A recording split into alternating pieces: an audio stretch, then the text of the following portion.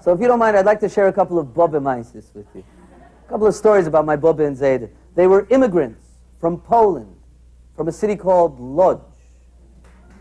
Landslide! There you go. And my grandmother, she was 4'8" tall.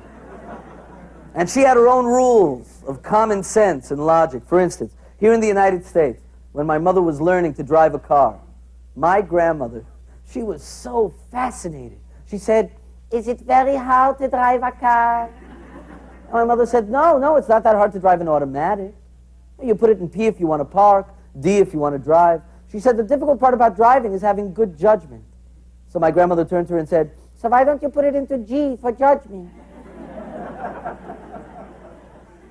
Later in life, my grandmother was having trouble sleeping. So she went to the doctor. She said, "Doctor, I can't sleep. Please, you have to help me. I'm so nervous."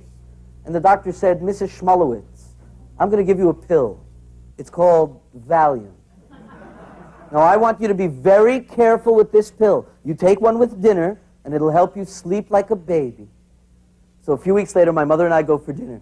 And my grandmother goes to the medicine cabinet. She pulls out the Valium. She takes one out, and she puts it on my grandfather's plate.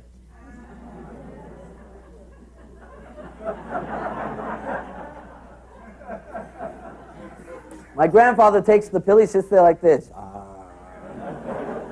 My mother says, Ma, wasn't that your Valium?" She says, "Yeah." My mother says, "Ma, that's the pill that the doctor gave you because you were so nervous." She says, "Yeah." My mother says, "Ma, why are you giving it to him?" She says, "Because he's the one that makes me nervous."